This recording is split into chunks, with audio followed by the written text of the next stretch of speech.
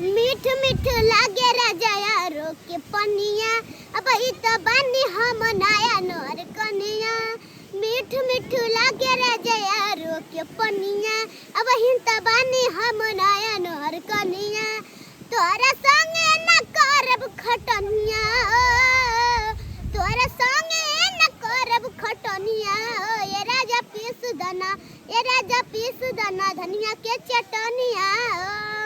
इसने सुनाया पिया साधु पुरा दो, जाई के खेतवा से तोरी के लद।